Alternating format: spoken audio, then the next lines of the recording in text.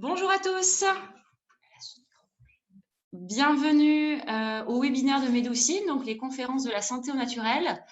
Alors déjà, on tenait à vous féliciter d'entamer cette démarche pour arrêter de fumer. Je pense que vous êtes déjà en très bonne voie vers la liberté. Aujourd'hui, avec cette conférence, on va essayer de lever les questions ou les doutes qui pourraient subsister chez vous quant à l'hypnose. C'est vrai que c'est une pratique qui peut être perçue comme un peu mystérieuse. On va essayer de vous faire comprendre comment fonctionne une séance et quels sont les mécanismes qui vont agir pour vous aider à arrêter de fumer. Et pour nous guider vers ce chemin et vers l'arrêt du tabac, on fait appel aujourd'hui à Victoria Dunet, qui est Bonjour à tous. hypnothérapeute. Bonjour Victoria, hypnopraticienne du réseau Médoucine, qui donc va tout vous expliquer. Et n'hésitez pas, vous avez la possibilité de poser des questions. On va essayer de toutes les traiter. Donc, dès que vous avez une question à nous soumettre, vous avez un petit espace dans lequel vous pouvez saisir votre message et Victoria se fera un plaisir d'y répondre. Je vous souhaite à tous une excellente conférence. Voilà, on est déjà une quinzaine de participants. Donc, il est 13 h, nous sommes à l'heure. Nous allons commencer. À toi, Victoria. Super. Et bien à nouveau, bonjour, bonjour tout le monde. Alors moi, je suis pour me présenter un petit peu, voilà, pour que ça soit un petit peu plus interactif. Je vais imaginer vraiment que vous êtes en face de moi et que du coup j'ai l'auditoire en face. Donc je suis Victoria Dunet, praticienne donc en hypnose ericksonienne, mais aussi en rythmo. Alors l'hypnose, on va y revenir juste après, mais pour dire deux mots en fait sur la rythmose, c'est voilà, c'est juste une technique que j'utilise en complément et qui s'intéresse en fait au traumatisme et aussi donc à la résolution de stress post-traumatique. Alors moi j'ai été formée à l'Arche, ça fait maintenant un peu plus de 2 ans que je pratique. Donc l'Arche, c'est l'Académie de recherche et de connaissances en hypnose ericksonienne. Et donc, voilà, j'utilise cette technique en fait dans le cadre de de différents troubles, de différents blocages.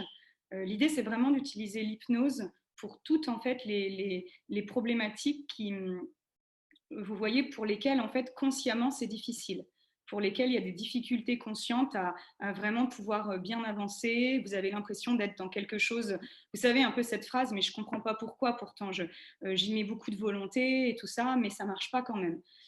C'est normal en fait, et on va mieux comprendre pourquoi juste après. Donc moi, comme je disais, je pratique l'hypnose et la rythmo à Lyon.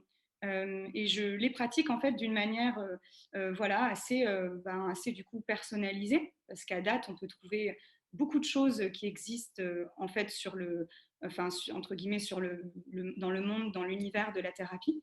Alors moi, là, je vais vous partager du coup hop, ma slide de présentation pour que vous voyez mieux. Alors attendez, hop, mince. Voilà. Donc en fait, l'idée, c'est que moi, j'accompagne les personnes de manière globale, personnalisée et dynamique. Donc en fait, qu'est-ce que ça veut dire? Alors ça signifie tout simplement que global, j'accompagne en fait les personnes d'une manière globale, c'est-à-dire en respectant leur environnement intérieur. C'est-à-dire vos envies de changer, vos envies de changement, mais aussi les parties de vous peut-être qui peuvent bloquer, qui peuvent freiner. Je m'intéresse vraiment à la personne dans sa globalité. Ensuite, c'est un accompagnement qui est personnalisé. Alors, personnalisé, en fait, c'est juste que à date, encore une fois, il existe pas mal de façons de procéder. Il y a des personnes qui peuvent lire des scripts, il y a des personnes qui peuvent plus ou moins s'adapter, et ce qui donne ensuite des clients qui vont dire moi, je pense que je ne suis pas hypnotisable. Donc, sachez, en fait, premier mythe, on va dire, déboulonné, c'est que tout le monde est hypnotisable, en fait. C'est juste que ce qui est intéressant, c'est de pouvoir s'adapter à vous, donc à votre façon de voir le monde, à vos métaphores, à votre environnement sensoriel, si vous avez peut-être plus d'imagination visuelle ou de ressenti dans le corps, ou encore peut-être d'audition, de choses qui viennent en auditif. C'est vraiment ça la personnalisation. Et enfin, dynamique. Alors pourquoi dynamique? Parce que j'utilise moi beaucoup l'hypnose debout, de manière donc dynamique et active, et avec aussi des mouvements inconscients. Voilà, qu'on appelle des mouvements voilà, inconscients qui sont directement faits en fait par votre corps et pour lesquels vous voyez un peu comme on peut voir parfois effectivement dans certains spectacles ou autres. Là, l'idée, c'est vraiment d'associer ces mouvements inconscients à un véritable travail en fait. Donc ça donne des expériences souvent qui sont évidemment assez intéressantes, peu banales et pour lesquelles les gens ressortent avec des vraies sensations. Donc l'idée aussi, moi, c'est beaucoup l'interactivité. Donc vous allez voir, hein, je vais pas mal déboulonner entre guillemets des mythes, des choses comme ça ici aujourd'hui, un peu autour aussi de l'hypnose baguette magique et tout ce qu'on peut y penser. Voilà, j'espère que c'était déjà clair pour démarrer. Donc, je vais poursuivre. Alors déjà, je pense qu'ici, certaines personnes sans doute connaissent déjà, en fait. C'est l'idée de se dire, pardon, c'est l'idée, pardon, excusez-moi, première fois que je suis sur ce logiciel. Donc, qu'est-ce que l'hypnose? Alors, en fait, l'hypnose, pour que ce soit assez clair, c'est à la fois un état, dans ce que j'ai marqué, et un outil pour accompagner au changement. Donc, ce changement est appelé, en fait, l'hypnothérapie. C'est assez différent, en fait, de travailler en hypnothérapie que de travailler en hypnose dite plutôt médicale, qui va s'intéresser à tout ce qui va être autour, voilà, de l'anesthésie, de l'analgésie. Là, c'est vraiment l'idée d'accompagner une personne à faire des changements dans tous ses comportements. Donc, l'état d'hypnose, on pourrait se demander, mais qu'est-ce que c'est que ça? En fait, c'est un état qui est assez naturel. C'est un état de conscience qu'on pourrait dire, voilà, décalé, et qui est en lien avec nos perceptions et nos émotions.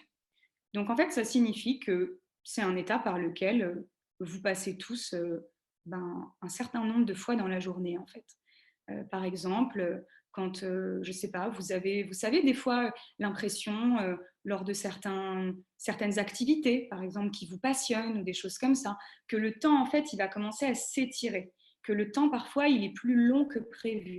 Ou parfois même, le temps, il se rétrécit. On a l'impression que c'est passé beaucoup plus vite que prévu. Ou des fois aussi, quand on est complètement absorbé, par exemple, dans un livre ou dans un film, et ben en fait, que cette réalité qui est abstraite, elle va créer des émotions en vous. Donc en fait, on part de quelque chose d'abstrait qui va quand même créer du réel, c'est-à-dire créer des émotions, créer parfois une association au personnage. Et en fait, tout ça, c'est déjà en fait un état d'hypnose. En fait, c'est déjà des petits états un petit peu décalés. Parce que quand on y pense, si on était tous si rationnels que ça, le temps devrait tout le temps passer de la même manière. Et on devrait finalement se dire quand on regarde la télé, non, j'ai aucune émotion. Ces personnages, c'est rien que des personnes qui ont été payées des milliers d'euros et que si ça se trouve dans la vraie vie, en fait, ils se détestent. Vous voyez? Donc en fait, c'est vraiment ça l'état d'hypnose. Ça travaille en fait sur toutes ces perceptions, ces émotions. Et voilà. Donc en fait, l'hypnothérapeute va utiliser cet état comme un outil pour travailler avec nos mécanismes inconscients. Alors en fait, c'est l'idée que dedans vous, en fait, à l'intérieur de chacun, on est bourré d'automatismes. En fait, on fonctionne la majorité du temps en format automatique. Vous voyez, un peu comme un avion en pilotage automatique. Après, il y a des chiffres qui ont été donnés, 10% de conscients, 90% d'inconscients. Je ne sais pas exactement quel est le ratio, mais force est de constater qu'on a énormément d'automatisme. Alors bien sûr, ça va nous intéresser pour la suite, cette histoire d'automatisme. Du coup, j'ai essayé de passer cette troisième slide.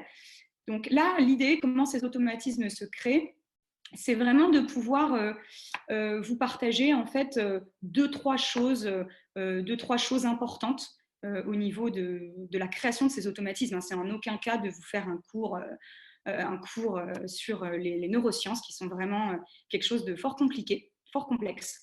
Mais en quelques mots, le cerveau, en fait, c'est une machine à apprendre, majoritairement inconsciente. En fait, c'est ce qu'on appelle en psychologie votre mémoire implicite. Elle est composée, par exemple, de la mémoire procédurale. C'est la mémoire, en fait, de tout ce que vous faites de façon automatique, par exemple physique, c'est-à-dire Ben, je pense que quand vous vous êtes levé ce matin, personne ne s'est dit tiens, comment je me lève, comment j'avance, est-ce que je mets plutôt le talon d'abord en sautant du lit ou plutôt la pointe de mon pied au sol pour bien marcher. Donc marcher, conduire, lire, parler, tout un tas d'autres choses, faire du vélo, faire du sport, le sport de haut niveau, tout ça en fait ce sont des mécanismes d'action qui par répétition vont s'ancrer en vous. Donc cette mémoire, ce sont toutes les choses pour lesquelles vous n'avez pas besoin de rappel conscient pour les faire. Donc comme je vous disais, il y a des mécanismes physiques, mais il y a aussi bien sûr, c'est ça qui nous intéresse ici, des mécanismes mentaux. C'est tout ce qui va être de l'ordre de vos habitudes, des croyances sur vous, de tout un tas de choses en fait qui vont être à l'intérieur de vous et qui vont être beaucoup plus rapides que votre conscient. En fait, il se trouve comment ces apprentissages se créent. En fait, ils se créent à l'intérieur via de trois manières différentes. Donc, via répétition, comme je vous le disais tout à l'heure, plus on va répéter quelque chose, plus on va répéter un comportement, plus on va répéter un geste, plus on va répéter une habitude, plus on va répéter peut-être quelque chose qu'on se raconte sur soi, plus on va en faire une réalité. Et cette réalité, en fait, on va la faire nôtre, on va la faire vraiment quelque chose d'ancré.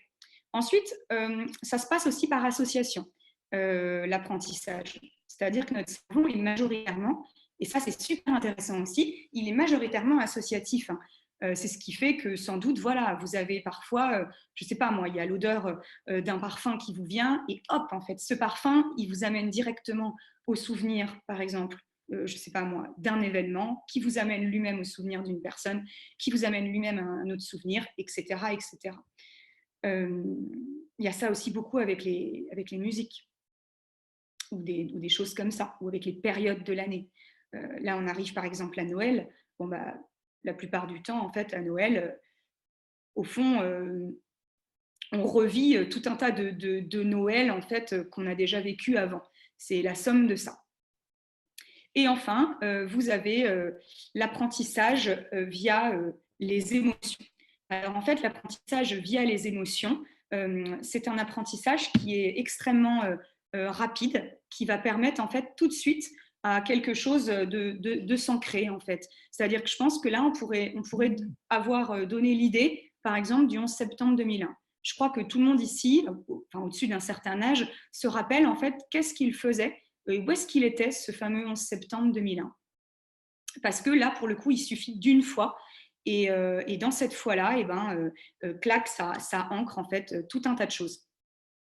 Voilà, donc toutes ces parties, tous ces apprentissages, sont stockés dans les parties limbiques et reptiles en fait du cerveau. Voilà. Pardon. Hop. Voilà. Dans les parties donc limbiques et reptiliennes du cerveau. Alors, du coup, automatisme et tabac. Donc là, en fait, j'espère que vous êtes toujours là parce que je ne vois plus ni Philippine. Alors, attendez. Oui, nous sommes toujours là, Victoria, c'est très intéressant.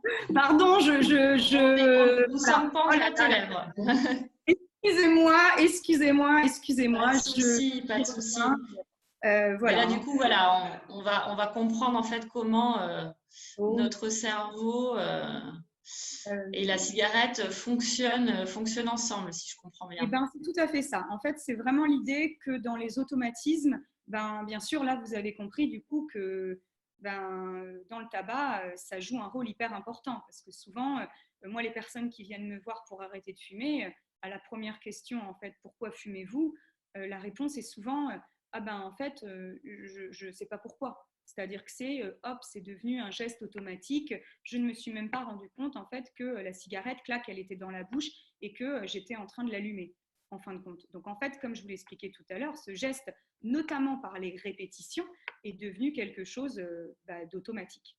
Alors, ce qu'on pourrait voir, notamment au travers la slide d'avant, c'est qu'on pourrait en fait se dire qu'il y aurait comme différents types de cigarettes. Moi, c'est ce dont j'ai pu me rendre compte, et puis du coup, c'est aussi ce qui se lie vraiment à nos comportements à la fois et à notre psychologie.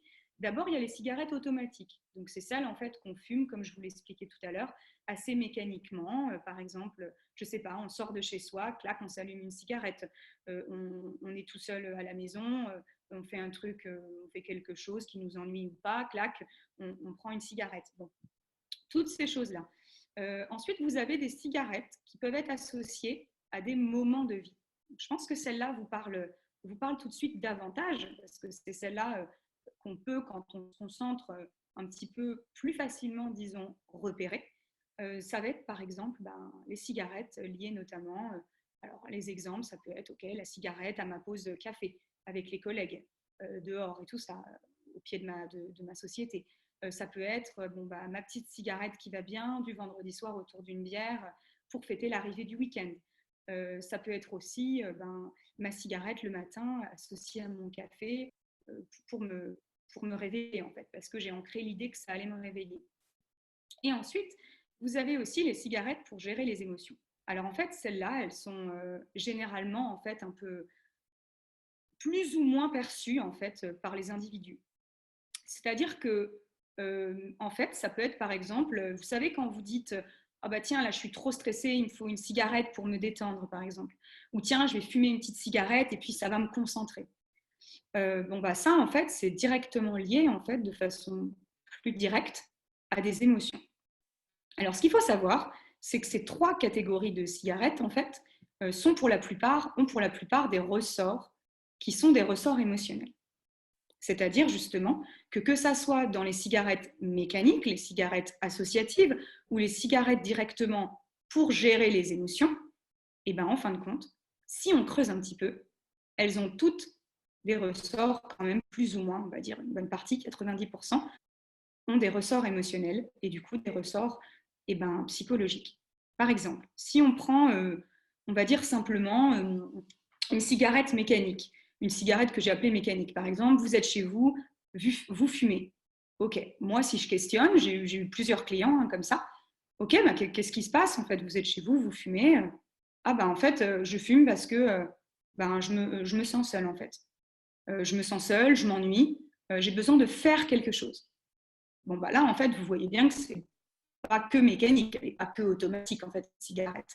Elle est aussi parce que vous vous ennuyez, parce qu'à un moment, il faut faire quelque chose de vos 10 doigts et qu'il faut les occuper. Sinon, qu'est-ce qui se passe? Pareil, les cigarettes associées à des moments de vie.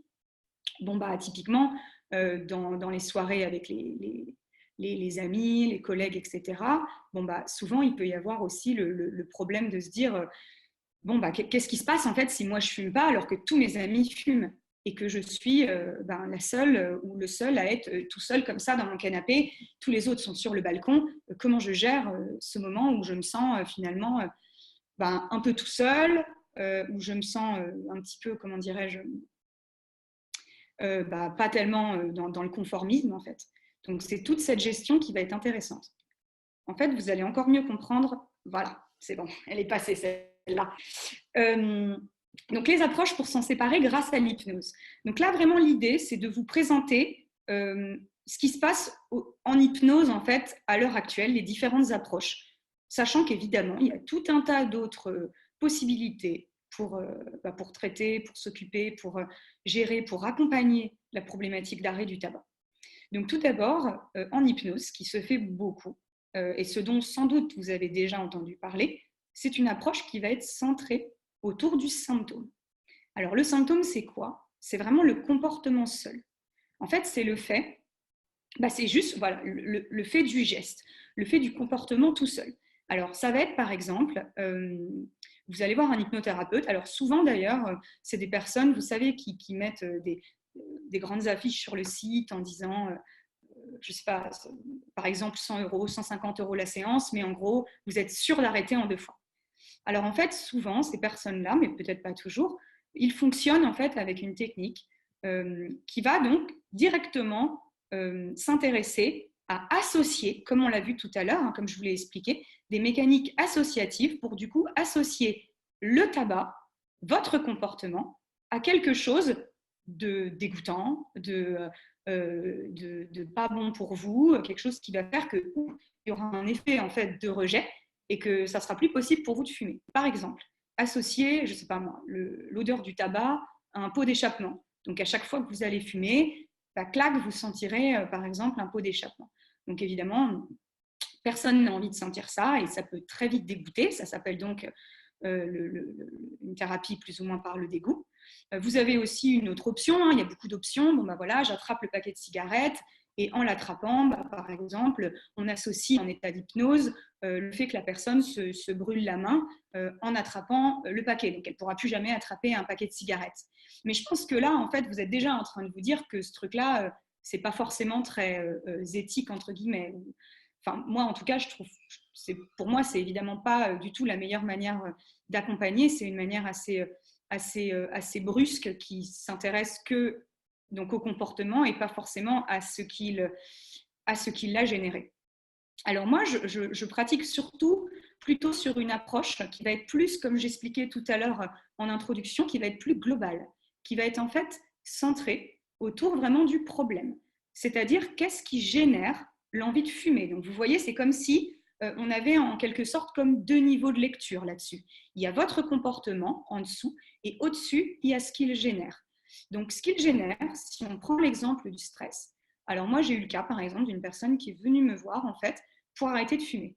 Et puis en fait, il s'avère que en questionnant, je me rends compte que il y a quand même un bon nombre de ces cigarettes qui sont liées à du stress, que la personne fume quand elle est stressée, pour se déstresser.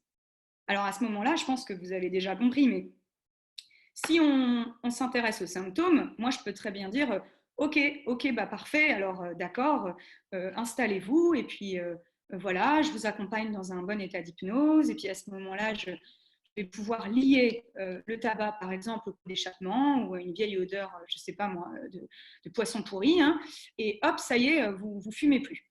Ok. Seul problème, c'est que qu'est-ce qui se passe en fait? Alors en effet, vous fumerez peut-être plus.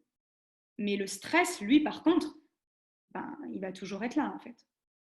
Donc, qu'est-ce que vous allez faire ensuite quand vous allez stresser? Vous allez certainement, ce qu'on appelle déplacer le problème, en fait. C'est-à-dire peut-être manger, peut-être avoir des insomnies, peut-être vous ronger les ongles, peut-être. Et si je vous dis tout ça, c'est parce que c'est vraiment hyper important. Moi, j'aime beaucoup l'idée de responsabilité aussi individuelle, de prendre conscience qu'à l'heure actuelle, selon moi, on s'intéresse beaucoup trop dans la problématique du tabac au comportement en lui-même. C'est-à-dire que c'est aussi pour ça en fait que c'est si difficile d'arrêter et que les personnes en fait ça passe, on arrête, on reprend, on arrête, on replonge.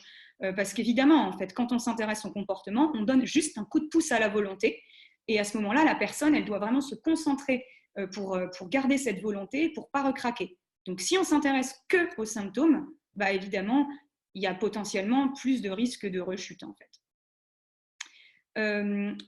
Par rapport au problème donc c'est vraiment en fait l'idée de pouvoir aller voir, comme je vous expliquais, ce qui se passe derrière. Donc, comme je vous le disais, ça peut être le stress, ça peut être l'ennui, ça peut être la tristesse, ça peut être qu'on mange ses émotions. Donc, encore une fois, les deux niveaux de lecture. Il y a le niveau comportemental et le niveau émotionnel, psychologique. Et d'ailleurs, c'est ce qu'on voit sur pas mal de forums, etc., liés à un faux tabac ou des choses comme ça. Hein. Il y a la dépendance finalement physique, la dépendance comportementale, la dépendance psychologique. Et je pense que la dépendance psychologique est vraiment très importante en fait dans le tabac et c'est pas quelque chose à négliger en tout cas. Victoria, moi j'aurais une petite question. Donc, si on résume, ce que tu nous expliques, c'est que la thérapie par le dégoût, elle risque d'avoir des effets moins durables. C'est bien ça? Et moins, exactement, en fait, moins durable et surtout oui, comme tu dis, moins durable, mais surtout presque un petit peu, dangereux, le mot est un peu fort, mais en tout cas, oui. À un moment donné, ça va pouvoir créer ce qu'on appelle vraiment des déplacements de symptômes. Parce qu'encore une fois, c'est vraiment l'image. Ça, je pense que cette image, elle est intéressante, que le tabac, c'est en fait comme une béquille. En fait, si vous fumez, c'est parce que au fond, c'est une béquille à quelque chose. Donc, ok, parfait. On va enlever la béquille, mais qu'est-ce qui se passe en fait? Si vous avez pris ce comportement, c'était bien souvent pour une raison. en fin de compte. Et Donc, alors, comment je peux, moi, faire… quelles questions je peux poser ou quels renseignements je peux aller chercher sur le site d'un praticien, ou quand, par exemple, si j'appelle un praticien, quelles questions je peux poser pour déterminer si cette personne va plutôt s'intéresser aux symptômes ou alors aux problèmes? Comment je peux faire la différence en tant que personne qui cherche à arrêter de fumer? tu veux dire pour aller voir un… Exactement. Est-ce Eh que je… ben là, en fait, ça va se voir directement. En fait, moi, je conseille de poser la question directement au D'accord. thérapeute de sa manière, en fait, de pratiquer. Mais après, encore une fois, hein, tout ça, c'est ma vision à moi, par Mhm. rapport aux clients que moi, j'ai pu en avoir, et puis toute la pratique que j'en ai, les recherches que j'ai faites et tout ça. Je suis aussi à la fac de psychologie en même temps. Enfin, voilà, donc j'ai une approche qui m'appartient. Centré sur le symptôme, c'est voilà, c'est vraiment des personnes qui vont vouloir arrêter de fumer très vite et sans effort, et c'est vraiment ça qui est prôné à l'heure actuelle. Donc moi, je conseille de demander directement au thérapeute comment est-ce que ça va fonctionner, c'est quoi sa technique à lui, comment est-ce qu'il voit la chose, peut-être tout simplement. D'accord. Très C'est-à-dire, bien. voilà, c'est important que ce soit personnalisé, et puis que vous puissiez parler, vous allez le voir, des cas où vous fumez, des moments en fait, évoquer tout ça. Et c'est pas seulement, ok, j'arrive, je m'installe, je m'assois, hop, hop, 2 coups de cuillère à peau. Finalement, j'exagère, hein, bien sûr, quand je vous dis tout ça, je tire le trait, hein, mais je sais qu'il y en a qui font ça, et hop, je prends un script et je le lis, et ça y est, vous avez arrêté de fumer, et vous êtes allongé dans un truc, vous n'avez pas dit grand-chose, je vous lis quelque chose qui est assez non personnalisé, et ça y est, vous avez changé. En fait, c'est impossible, ça. Oui, c'est la fausse image qu'on peut avoir de l'hypnose, en fait, hein, c'est ça. Oui. J'ai le témoignage là de Thierry, merci pour votre participation, qui nous dit qu'il a essayé l'hypnose avec un protocole de 4 séances et qui n'a pas été positif, c'était il y a quelques années. Et là, il nous parle d'un accompagnement thérapeutique avec la prise d'élixir floraux. Est-ce que toi, qui travailles donc plutôt sur les émotions, on a vu que c'était important, est-ce que toi, tu fais appel à d'autres techniques? Est-ce que tu t'appuies sur d'autres outils que l'hypnose parfois? Alors, à date, en fait, effectivement, je m'intéresse aussi à la naturopathie, et notamment aux fleurs de Bach, qui peuvent être D'accord. aussi intéressantes. Alors, je ne suis pas une spécialiste exactement du domaine, mais j'ai pu les utiliser notamment sur moi. Voilà, les fleurs de Bach, elles sont en fait en fonction aussi de pas mal de types d'émotions, et elles peuvent être bonnes en complément, en fait. Je pense que ça peut être bon en complément. Je sais pas si D'accord, très bien. ouais. Merci beaucoup. Et merci Thierry pour cette question. Merci beaucoup, Thierry. Merci. Alors, j'ai une autre question, j'en profite pour te la poser avant que tu enchaînes. J'ai Emmanuel qui me demande si associer un nouveau comportement à l'envie de fumer peut être aussi une piste. Oui, c'est une très bonne question, et merci de D'accord. l'avoir posée, parce qu'en plus, voilà, ça prouve que vous avez bien suivi. Donc, merci à vous. Alors, c'est tout à fait possible, effectivement, d'associer un nouveau comportement, en fait, plus positif à l'ancien. Et en fait, ça, c'est intéressant aussi, hein. Moi, c'est ce que je peux faire, mais si vous voulez, néanmoins, va rester quand même la problématique au-dessus, va quand même rester le stress, par exemple. Et à un moment donné, ce stress-là, cette gestion des émotions-là, vous voyez, c'est comme, par exemple, je ne sais pas moi, imaginez une fuite d'eau. Il y a une fuite d'eau dans votre appartement. Ça fuit, par exemple, disons, voilà, là-bas, en haut à gauche de votre mur. Ça fuit, ça fuit, ça fuit. Bon. Évidemment, bah, personne ne va faire ça. Personne ne va aller juste, clac, coller une sorte de, je ne sais pas moi, de sparadrap, ou comment dire, enfin, on met De pas un sparadrap sur rustine. un mur d'ailleurs, je m'y connais pas. Bon, bref, de rustine. Personne ne va aller coller une rustine sur ce mur et se dire que ça y est, c'est bon, c'est solutionné parce qu'on a mis une rustine, en fait, hein. L'eau, elle continue de couler, elle va continuer de s'écouler, en fait. Et elle va continuer de prendre des chemins. Donc, c'est sûr que moi, l'accompagnement que je propose, effectivement, il est plus sur, comme j'expliquais depuis tout à l'heure, même si je peux m'intéresser bien sûr aussi aux symptômes, hein, dans certains cas, parce que dans certains cas, les cigarettes, elles sont vraiment purement automatiques, et il n'y a rien du tout d'autre d'associé, c'est juste, comme je vous l'ai dit, un ancrage du cerveau, et il n'y a pas d'émotion vraiment associée. Donc là, ça peut en effet partir comme ça. Mais sinon, moi, je m'intéresse plutôt bah, à autre chose que la rustine. D'accord. Et alors, on a une autre remarque intéressante de Philippe qui nous dit il serait peut-être intéressant de mixer les deux approches, donc l'approche Oui, symptôme et l'approche problème, pour, avec la première approche, casser les habitudes et ensuite partir sur quelque chose de plus durable. Est-ce que ça, c'est envisageable? et oui, et merci beaucoup aussi. Je suis très contente de vos questions. Merci beaucoup, Philippe, c'est ça, hein, je crois. Oui, tout à Ouais. fait. Merci beaucoup, Philippe, parce que, ben oui, c'est exactement ça. Et moi, globalement, c'est quand même beaucoup ce que je pratique en cabinet. Voilà. Donc oui, c'est tout à fait bien d'associer les deux. Mais par contre, quand on associe le travail autour du symptôme comportemental, bon, bah, c'est vrai que moi, je le fais d'une manière différente que d'aller dégoûter la personne.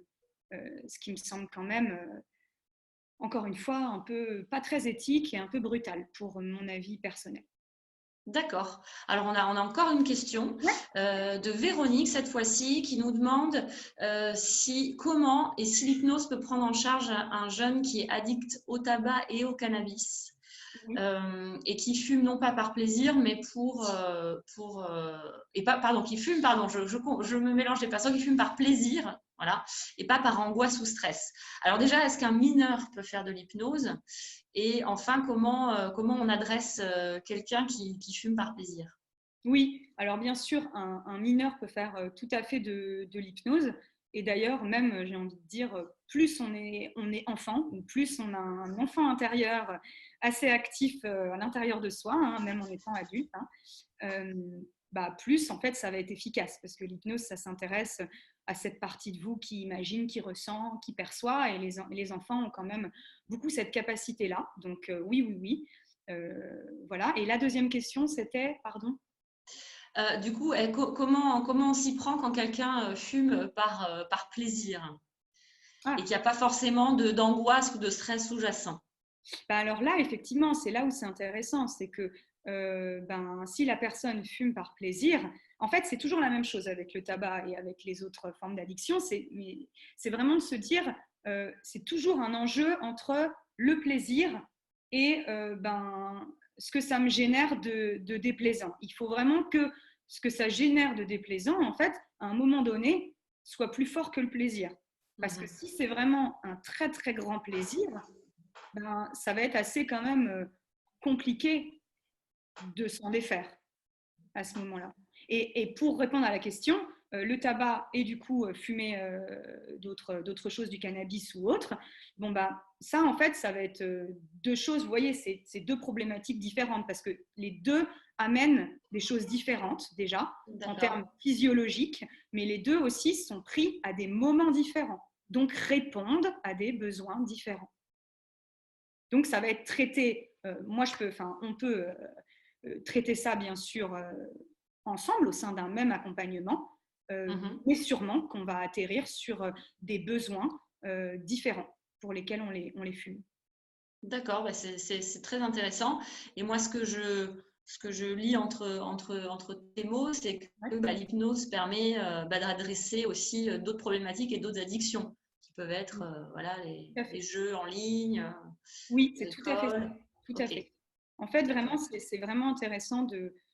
Enfin, vous allez voir, parce que juste après, je donne quelques conseils pour que vous puissiez vous-même vous appréhender, parce que je trouve que, à titre personnel, je trouve qu'il y a vraiment beaucoup ce manque-là, en fait. Il y a vraiment l'idée que l'hypnose serait, j'entends beaucoup des fois dans mon cabinet, des gens pour la cigarette, mais même pour d'autres choses, qui viennent en disant un peu, je viens là, vous êtes mon dernier espoir, c'est mon dernier espoir. Alors sachez que c'est pas moi votre dernier espoir en fait, c'est vous, vous êtes votre espoir. Enfin, c'est hyper important de vous rendre compte de la responsabilité que vous avez derrière ça sur tous les sujets. Et ça ensuite, on part sur un autre, évidemment c'est un autre débat, mais c'est le débat de l'intelligence émotionnelle, le débat de la conscience de soi, de la relation à soi. Et je trouve que c'est quelque chose de très intéressant et qui fait aussi gagner du temps. Donc vous comprendrez mieux ce que je veux dire juste après. Ok, bah merci pour vos questions et surtout merci Victoria pour tes réponses. Merci beaucoup à vous. Puis je suis très contente parce que c'est exactement ça. Donc, merci pour ces chouettes questions. Alors, je vais essayer de bien faire là. Voilà, donc elles arrivent là. Donc, ils arrivent là. Mes petits conseils avant la séance. Alors, voilà. Donc là, ça fait d'ailleurs une bonne slide qui suit ce que je viens de dire. Alors, Victoria, je me permets juste de t'interrompre puisqu'on voit toujours la précédente slide, nous, à l'écran. Ah, mince. Alors, pas de souci, voilà. Alors, je vais reprendre comme ça. C'est bon? C'est bon, c'est tout bon. Merci, Victoria. Ah, bon, désolée encore. Hein. Alors, pour mes conseils que je pourrais vous recommander avant la séance. Donc là encore, on se parle d'aller voir, mais juste de vous questionner, en fait, tout simplement. Hein. D'abord, c'est d'évaluer votre motivation. Donc, avant une séance éventuelle que vous pourriez avoir envie de faire, pardon, que ce soit voilà, avec un hypnothérapeute, avec un tabacologue, avec je ne sais qui. Tout ça, ça s'applique en fait hein, pour tout le monde. C'est d'abord d'évaluer votre motivation sur une échelle de 1 à 10. Alors vous voyez, je l'ai mis en gras. Votre motivation. Pourquoi? Parce que bien souvent, en fait, c'est la motivation de quelqu'un d'autre. C'est la motivation, je ne sais pas, de votre conjoint, c'est la culpabilité face à vos enfants, face à la société. Ce n'est pas vraiment votre motivation, c'est celle de quelqu'un d'autre. Donc sur une échelle de 1 à 10. Donc là, l'idée, tranquillement, vous voyez, vous vous installez tranquille, vous vous mettez comme ça, vous fermez les yeux, vous prenez 1 ou 2 bonnes respirations et puis juste, vous allez vous demander, quelle est ma motivation à arrêter de fumer? Et là, clac, sur une échelle de 1 à 10, il y a un chiffre qui vient. Vous le prenez. Encore une fois, sans aucun jugement, sans rien du tout. C'est un fait. Voyez-le comme un fait. Bon, voyez-le qu'effectivement, si je ne sais pas moi, c'est de 1 à 7, par exemple, bon, bah, peut-être que ce n'est pas encore tout à fait le moment. 1 à 6, peut-être que, et c'est très bien comme ça sera peut-être pour un peu plus tard. Et si ça se rapproche de 10, là, vous pouvez vous dire que, ouais, vous vous sentez quand même, vous avez quand même envie d'arrêter. Ensuite, c'est de fixer votre consommation idéale.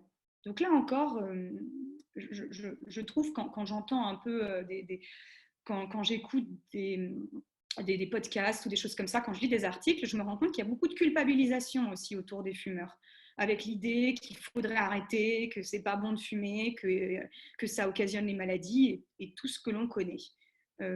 Mais en fait, il n'y a aucune culpabilité, c'est-à-dire vous pouvez aussi décider d'arrêter votre consommation, mais par palier, ou d'arriver même par ces paliers à un moment à une consommation finale qui soit un chiffre. Par exemple, pas forcément 0, mais ça peut être, bon bah voilà, moi j'ai envie, je dis n'importe quoi, d'en arriver plus qu'à 1 par jour ou 2 par jour et ça ira bien.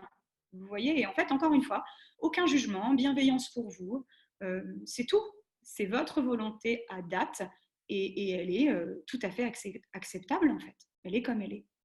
Ensuite, vous pouvez, ça c'est vraiment un petit exercice pratique qui est très intéressant à faire, écrire une lettre d'amour et une lettre d'adieu au tabac. Donc là, l'idée avec cet exercice, alors bien sûr, vous n'avez pas besoin d'en faire 4 pages. Hein. Vous pouvez juste, encore une fois, vous prenez un bout de papier, pareil que tout à l'heure, aucun jugement, rien. Vous prenez une bonne respiration, vous prenez votre plus beau stylo et hop, vous commencez à écrire une lettre d'amour. Une fois qu'elle est finie, hop, vous faites la lettre d'adieu. L'idée avec cet exercice, c'est de pouvoir faire émerger en fait votre conscientisation de ce que ça représente pour vous que le tabac. À quel point en fait vous avez du plaisir à fumer et en même temps de l'autre côté à quel point vous avez envie d'arrêter. Et comme ça, vous pourrez plus facilement mettre en balance votre motivation, votre envie, et puis plus facilement aussi percevoir le pourquoi vous le faites, en fait. En quoi ça vous est important. En quoi c'est un besoin, en fait, ce tabac. En quoi ça vous apporte quelque chose. Ensuite, on passe à un exercice tout aussi intéressant, cette fois-ci un peu plus spécifique, qui va être de revisiter vos cigarettes. Alors, qu'est-ce que c'est que ça? Vous allez revisiter vos cigarettes en fonction des jours de semaine donc travaillés et des jours non travaillés. Parce qu'évidemment, hein, la plupart des gens, ils n'ont pas la même consommation. Leur consommation est différente en fonction du coup de si vous êtes en vacances, si vous travaillez. Voilà. D'abord, ça va être d'imaginer voilà, à nouveau de fermer les yeux, de prendre une respiration. Évidemment, c'est assez rapide. Vous vous imaginez une journée classique. Vous sortez du lit, les pieds au sol. Qu'est-ce qui se passe? À quel moment se trouve la première cigarette que vous avez envie de fumer? À quel moment est-elle? Est-ce qu'elle est, par exemple, le matin avec le café? Est-ce qu'elle est un peu plus tard dans la journée en arrivant au boulot? Est-ce que le matin, il n'y en a pas? Est-ce qu'il n'y en a que l'après-midi? Ok. Donc d'abord, vous avez la situation. Ensuite, vous allez exactement regarder cette situation. C'est-à-dire, vous demandez juste avant de fumer, qu'est-ce qui se passe à l'intérieur de vous, dans vos pensées aussi, et au sens kinesthésique, au sens de vos ressentis. C'est-à-dire, d'accord, par exemple, hein, je me lève, ma première cigarette, en fait, c'est associé, par exemple, au café. Ok, qu'est-ce que je me raconte avec cette cigarette?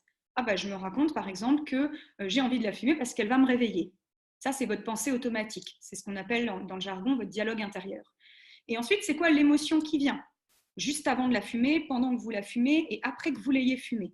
C'est vraiment important qu'il y ait le avant, pendant, après au sein de chacune des situations. Là encore, vous allez pouvoir vous rendre compte de tout un tas de leviers.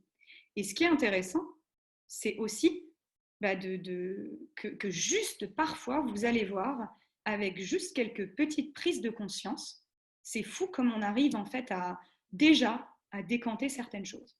Rien que vous tout seul, en prenant conscience. Et après, vous venez avec tout ce bagage en séance, ça sera du coup beaucoup plus efficace et du coup, encore une fois, voilà, plus efficace et plus global aussi. Hein, un travail plus en accord avec vous, ce qu'on appelle votre écologie intérieure, toutes les parties de vous et vous au global, avec tous vos freins, vos envies, etc.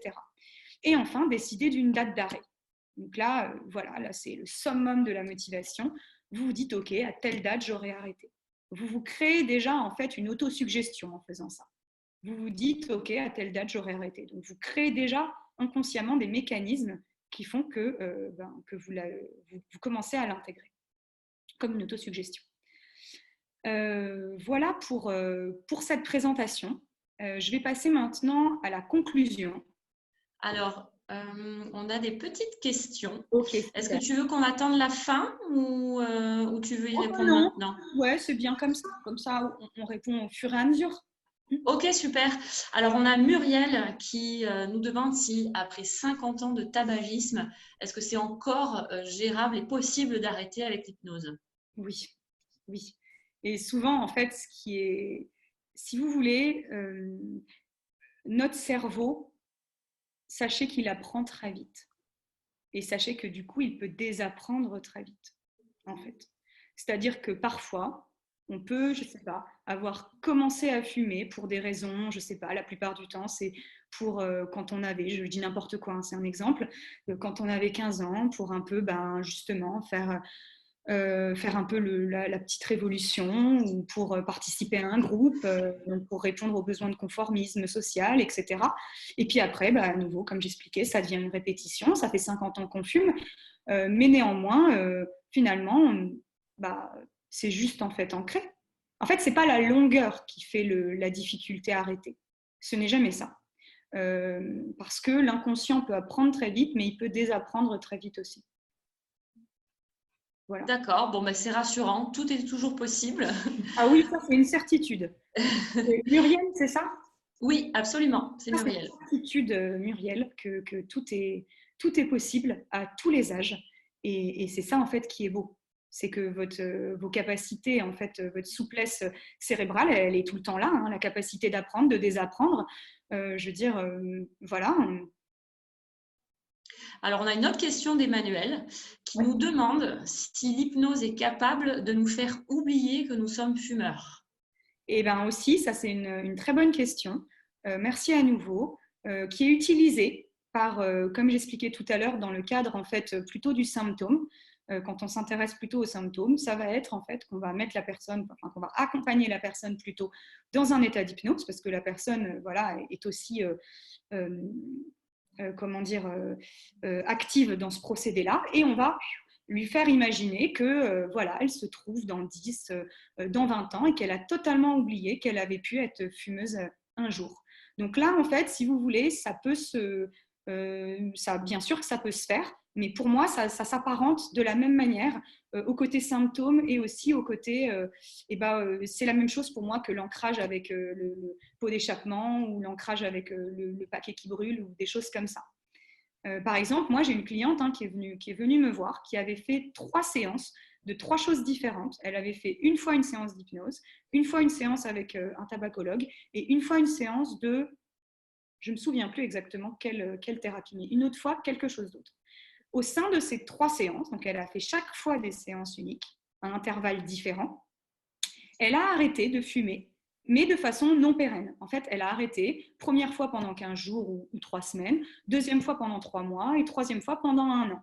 Et il y avait une de ces fois où justement, je crois que c'était avec l'hypnose, la personne lui avait fait en fait oublier qu'elle était fumeuse.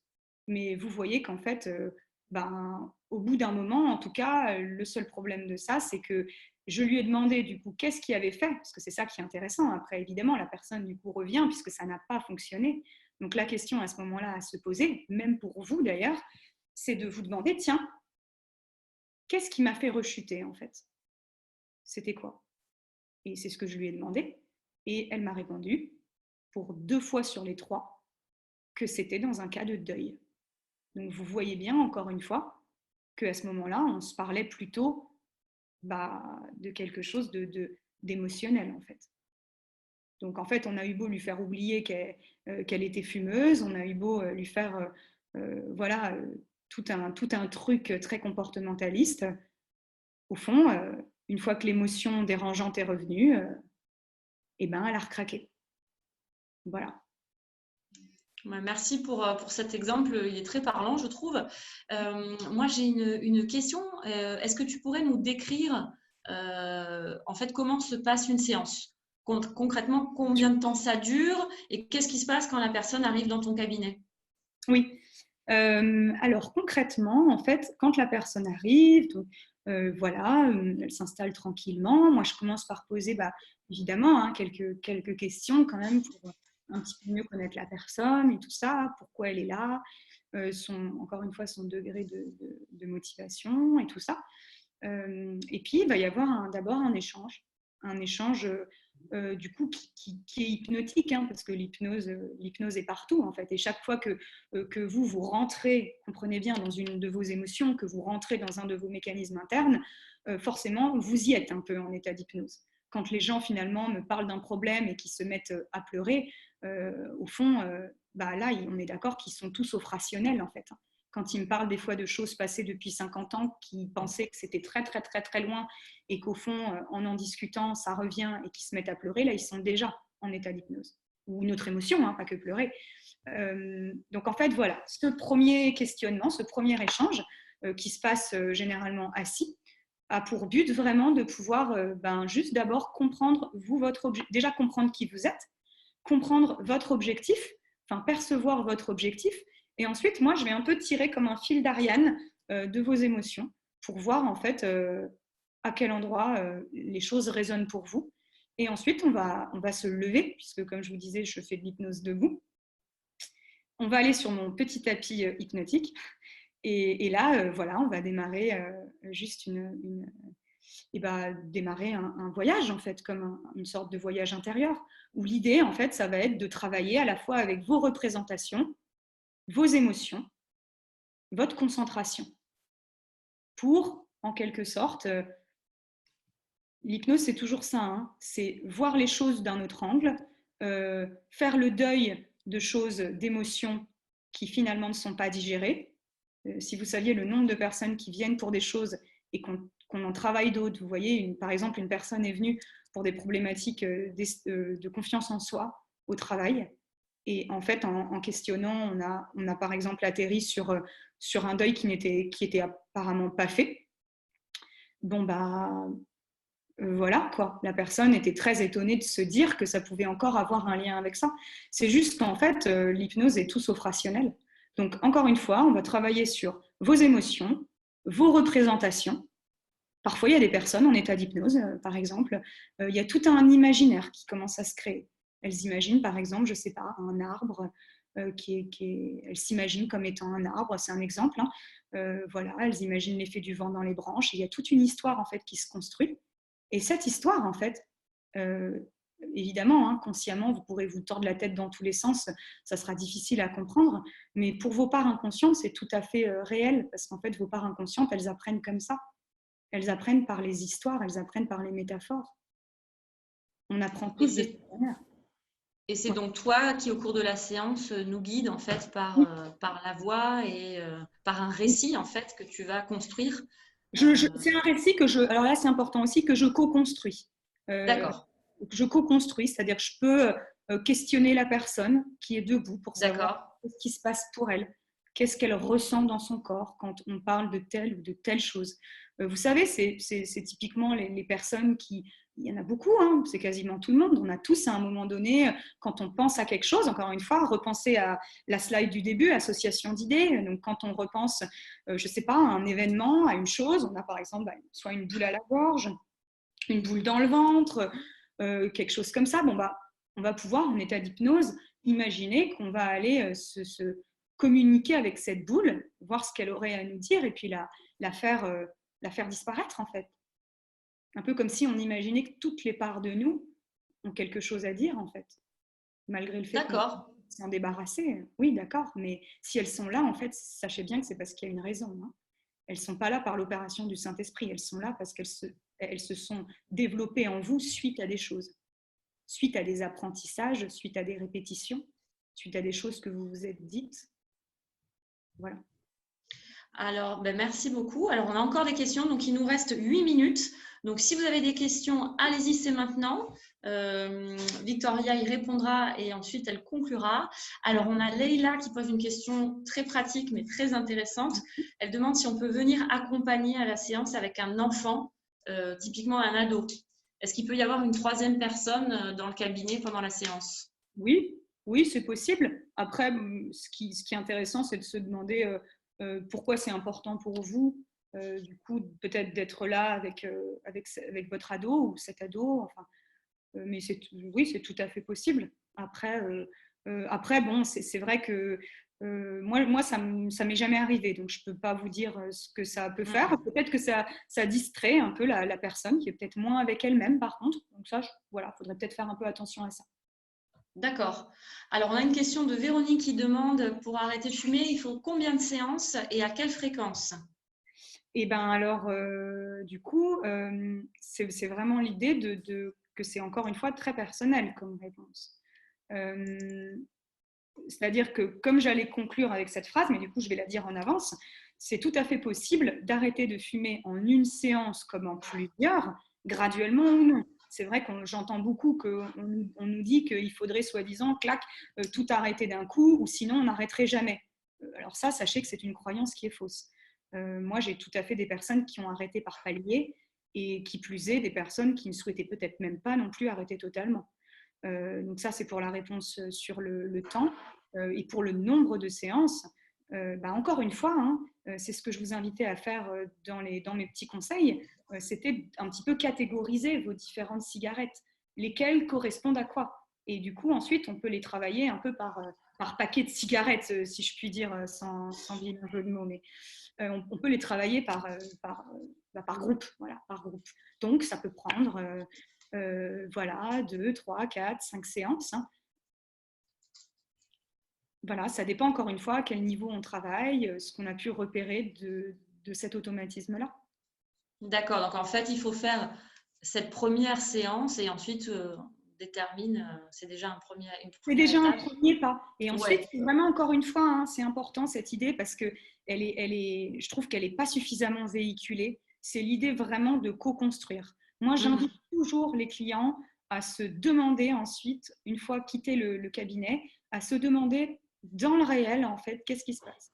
C'est-à-dire de construire, de voir eux dans leur vie à eux, tiens, qu'est-ce qui a changé? Cette cigarette, en fait, j'en veux plus. Donc, cette cigarette, en fait, j'ai commencé à la fumer, puis je me suis rendu compte que je l'ai jetée. Tiens, celle-là, par contre, je continue à la fumer. Ok, on avance comme ça, en fait. Moi, si vous voulez, j'ai besoin de l'information des personnes parce que, encore une fois, si la baguette magique existait, ça se saurait. Ça se saurait. suis désolée pour toutes celles et ceux à qui peut-être je casse un mythe, mais enfin, sachez-le, quoi. Ok, bah merci Muriel de nous rappeler la réalité. Qu'est-ce que je dis Muriel? Victoria. Muriel, c'est C'était Muriel les qui questions pose des tout à questions. C'est notre participante. Merci Victoria. l'heure. Tu veux passer à la conclusion peut-être? Ouais, à part s'il y a une autre question qui te semble importante ou qu'il y a quelqu'un qui souhaite. Alors, il y a une question de Muriel qui nous demande si on a des adresses de thérapeutes à conseiller en région parisienne. Alors, Victoria est praticienne à Lyon. Oui. En revanche, Muriel, si vous cherchez des praticiens qualifiés en région parisienne, vous pouvez aller sur notre site medoucine.com. Mais je vous enverrai un mail tout à l'heure avec toutes les infos et vous pourrez faire votre propre recherche sur notre site et me poser des questions si vous en avez, il n'y a pas de problème. Victoria, je te laisse conclure. Ok, très bien. Merci beaucoup pour du coup toutes vos questions et puis votre attention.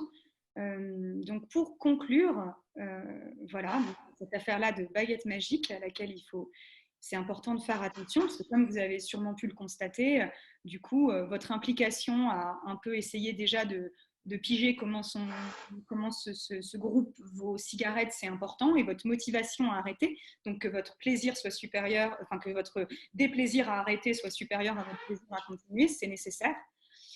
Du coup, comme vous l'avez vu, le tabac masque souvent un peu d'un écran de fumée des problématiques qui sont plus profondes et qui sont à prendre en compte pour un meilleur résultat, puis un résultat qui soit plus global. Ensuite, comme je viens de le dire à l'instant, il est possible donc à nouveau d'arrêter de fumer en une séance comme en plusieurs, graduellement ou non. Voilà. Et donc l'objectif, enfin, du moins moi, mon objectif quand je vous accompagne sur l'arrêt du tabac, c'est un arrêt qui soit à la fois pérenne dans le temps, évidemment, qui soit aussi écologique, comme j'expliquais tout à l'heure, c'est-à-dire qui respecte en quelque sorte votre environnement intérieur et toutes les parties de vous, et qui soit enfin naturel. Alors par naturel, j'entends qui s'intègre à votre façon de fonctionner de façon fluide. Parce que bien sûr, les personnes qui disent moi j'ai arrêté de fumer après une séance en hypnose, mais finalement maintenant que je suis sortie de là, je me contrôle, je résiste pour ne pas fumer, vous en conclurez comme moi que c'est autre chose que quelque chose de naturel, non? C'est quelque chose qui est un peu drivé par la volonté, en fait. Vous vous mettez une énergie complémentaire pour vous forcer à ne plus craquer. Mais donc, ça s'appelle de la volonté. Voilà. Donc, l'idée, c'est de pouvoir aller vers quelque chose de naturel où, en fait, justement, vous n'en aurez plus besoin, en fait. Tout simplement. Voilà. Voilà. Super. Merci beaucoup, Victoria. Encore désolée pour les petits couacs au niveau technique du début. Voilà. Mais non, c'était parfait, c'était très clair. Merci beaucoup, Victoria. Merci aussi à vous tous les participants. Donc, on va vous envoyer un petit mail avec le replay de la conférence, notamment pour ceux qui sont arrivés en cours de route. On va également vous envoyer un petit guide PDF, voilà, vous pourrez télécharger, qui va reprendre un petit peu les éléments que Victoria a évoqués. Et puis, si vous avez des questions que vous n'avez pas eu le temps ou pas osé poser pendant le webinaire, vous pouvez nous les envoyer par retour de ce mail. On vous y répondra avec plaisir et on pourra aussi les faire passer à Victoria. Voilà. Et puis, si vous avez aussi des suggestions, des sujets que vous voudriez voir abordés dans ces conférences de la santé naturelle, n'hésitez pas. Ce sont des conférences qui ont lieu tous les mois. Et voilà, c'est vraiment un plaisir que de répondre à vos besoins et à vos questions au quotidien. Donc, merci à tous et à bientôt sur Medoucine. Et un immense merci, Victoria, pour toutes ces infos. Eh ben, de rien. Merci à tous et à toutes pour votre attention. Merci beaucoup. Bonne Au revoir. Au revoir.